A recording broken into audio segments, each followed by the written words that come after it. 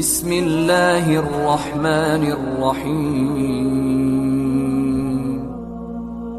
بسم اللہ الرحمن الرحیم اللہم صلی اللہ سیدنا محمد وعلی آل سیدنا محمد بعدد کل ذرۃ مئات الف مرۃ۔ آج کا میرا موضوع ہے دجال، اور اس کی دجال کی چھٹی اور آخری قسط پیش کی جا رہی ہے۔ 5 قسطیں اسی چینل پہ موجود ہیں، آپ اس کو دیکھ سکتے ہیں۔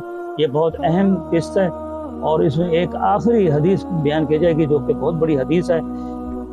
5 قسطوں میں آپ کو دجال مردود کے متعلق بتا دیا ہے کہ دجال کا خروج کہاں سے ہوگا، دجال مردود کیسا ہوگا۔ دجال مردود پانی اور آگ دکھائے گا، دراصل آگ پانی ہوگا اور پانی آگ ہوگا۔ جنت دکھائے گا، وہ دوزخ ہوگی، جو جنت ہوگی تو وہ جنت دکھائے گا، وہ دوزخ ہوگی، دوزخ جو دکھائے گا وہ جنت ہوگی۔ ایک مومن دجال مردود 2 ٹکڑے کر دے گا، پھر زندہ بھی کرے گا، پھر دوبارہ مار بھی دے گا۔ دجال کے فتنے سے بچنے کے لیے متعلق بھی بتایا گیا۔ دجال مدینے میں داخل نہیں ہو سکے گا کیونکہ ہر دروازے پر فرشتے ہوں گے۔ اب دجال مردود کے متعلق مزید انفارمیشن ایک حدیث کی روشنی میں دی جا رہی ہے۔ اس چینل سے جڑے رہیں۔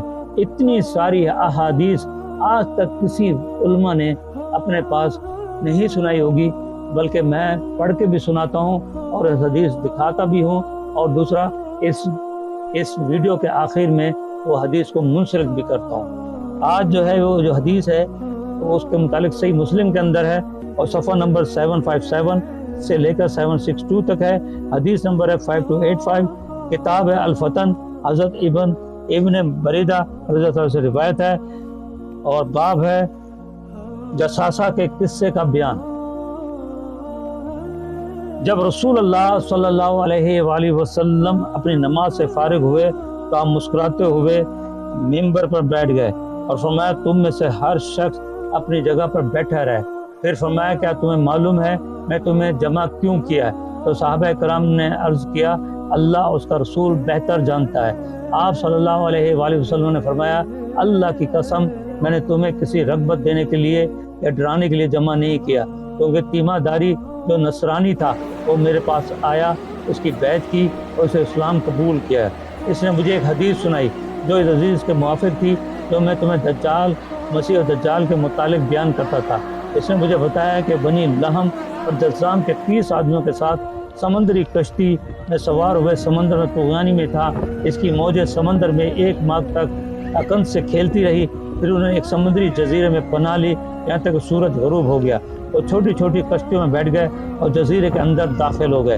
انہیں ایک گھنے کثیر بالوں والا جانور ملا، اس کی بالوں کی کثرت کی وجہ سے پشت اور منہ دکھائی نہیں دیتا تھا۔ انہوں نے اس سے کہا تیرے لیے ہلاکت ہو، تو کیا ہے؟ اس نے کہا میں جساسہ ہوں، یعنی جاسوس ہوں۔ انہوں نے اس سے پوچھا جساسہ کیا ہوتا ہے؟ تو اس نے جواب دیا اے لوگو میرے ساتھ گرجے میں ایک آدمی کی طرف چلو، وہ تمہاری خبریں جاننے میں کا بہت مشتاق ہے۔ تو راوی قید نے کہا جب اس نے اس آدمی کو اپنا نام لیا تو ہم اس سے ڈرے گئے کہ کہیں شیطان نہ ہو۔ ہم جلدی چلے یہاں تک کہ اس کے گرجے میں داخل ہوئے۔ اس میں ایک بہت عظیم آدمی جیسا ہم نے آج تک کبھی نہ دیکھا تھا۔ اس کے دونوں ہاتھ اس کی گردن کے ساتھ مضبوطی سے بندھے ہوئے تھے، اس کے دونوں گھٹنے ٹخنوں تک لوہے میں جکڑے ہوئے تھے۔ ہم نے تو کہا تو ہلاک ہو گیا کیا؟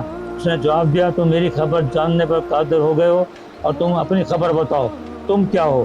انہوں نے کہا ہم عرب کے رہنے والے ہیں، ہم ایک سمندری جہاز میں سوار ہوئے تو اتفاقاً سمندر میں طغیانی پہ تھا۔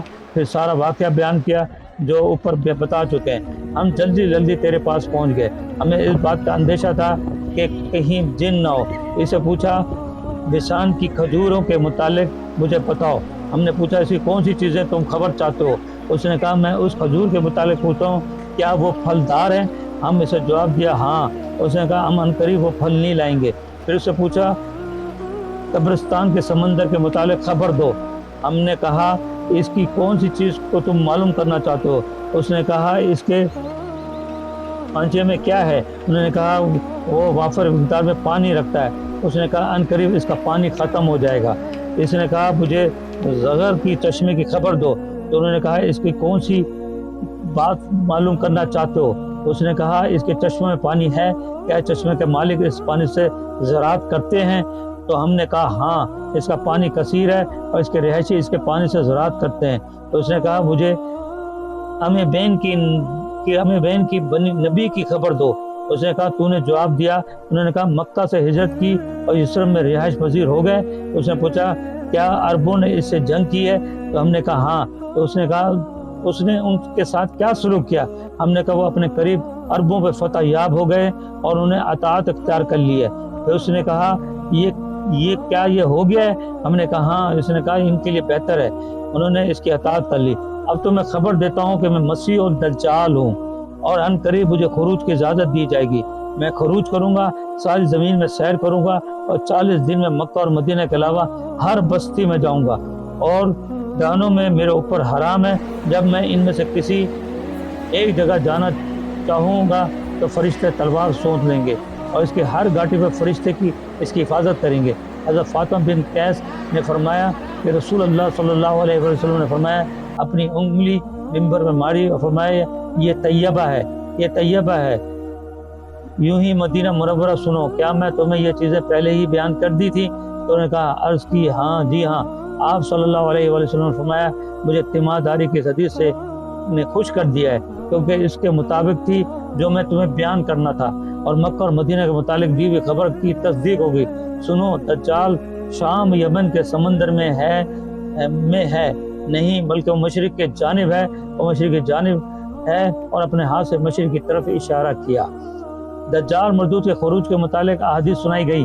ان 6 اقساط میں ہمارے پیارے نبی صلی اللہ علیہ وآلہ وسلم کی حدیث کی روشنی میں جو خاص پوائنٹ بتائی جا رہی تھی وہ یہ ہے۔ دجال نمبر 1، دجال مردود سیدھی آنکھ سے کانا ہوگا۔ نمبر 2، دونوں کانوں کے درمیان کافر لکھا ہوگا۔ نمبر 3، دجال مردود بہت ہی لمبے قد کا ہوگا۔ نمبر 4، دجال مردود کا خروج قسطنطنیہ فتح کے 7 ماہ بعد ہوگا۔ نمبر 5، روم کے فتح کے بعد بھی خروج ہوگا۔ نمبر 6، دجال کا خروج مشرق خراسان سے ہوگا، مزید یہ کہ شام و عراق کے درمیانی علاقے سے ہوگا۔ نمبر 7، دریا فرات میں سونے کا پہاڑ نکلے گا۔ دجال 100 میں سے 99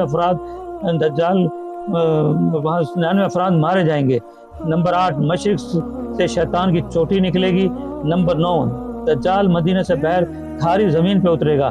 نمبر 10، دجال مدینہ میں داخل نہیں ہو سکے گا کیونکہ ہر دروازے پہ فرشتے ہوں گے۔ نمبر 11، دجال ایک جزیرے میں قید ہے۔ نمبر 12، دجال مدینے سے باہر ایک مومن کی ناک کو سیدھ کی سر میں ناک کی سیدھ کے سر سے پیر تک آریز کے ذریعے 2 ٹکڑے کر دے گا، پھر وہ زندہ کرے گا لیکن دوبارہ مار نہیں سکے گا۔ نمبر 13، دجال مردود غذائی کا دادا کرے گا۔ نمبر 14، دجال مردود کے ساتھ 70,000 یہودی ہوں گے۔ نمبر 15، دجال پانی دکھائے گا وہ آگ ہوگا، آگ دکھائے گا وہ پانی ہوگا، جنت دکھائے گا وہ دوزخ ہوگی، دوزخ دکھائے گا وہ جنت ہوگی۔ حضرت عیسیٰ علیہ السلام نمبر 16، حضرت عیسیٰ علیہ السلام کو دیکھ کر دجال ایسے پگھل جائے گا جیسے نمک پانی میں، لیکن پھر بھی حضرت عیسیٰ علیہ السلام اسے قتل کر دیں گے۔ نمبر 17، دجال 40 دن زندہ رہے گا، ایک دن 1 سال کے برابر، اگلا دن 1 ماہ کے برابر، اگلا دن 1 ہفتے کے برابر، اس کے باقی دن برابر ہوں گے، عام دنوں کے برابر ہوں گے۔ اس کی کیلکولیشن جو ہے یہ بنتی ہے 1 سال 1 ماہ 1 ہفتہ، اور انگلش کیلنڈر کے لحاظ سے 362 یا 363 دن زندہ رہے گا۔ نمبر 18، دجال کے فتنے سے بچنے کے لیے سورہ کہف کی 10 آیتیں یاد کر لیں۔ نمبر 19، آخری زمانے میں چھوٹے دجال پیدا ہوں گے، ایسی باتیں سنائیں گے جو ان کے آباء و اجداد نے بھی نہ سنی ہوں گی۔ نمبر 20، دجال مردود سے دور رہیں، اسے قریب گئے تو اس دجال مردود کو مومن سمجھیں گے۔ یہ میں نے آج تک آخری قسط دجال کے متعلق بنائی ہے، یہ 6 کی 6 کی قسط میرے اس چینل میں ہے، آپ اس کی ساری قسطیں دیکھ لیں۔ اتنی معلومات آج تک کسی نے نہیں دی ہوں گی جو کہ میں نے صحیح تمام احادیث شریف سے پڑھ کے آپ کو دکھا کے اس چینل پہ ڈالی ہے، اور اس سے آپ پوری طرح اس میں ساری انفارمیشن اس میں موجود ہے۔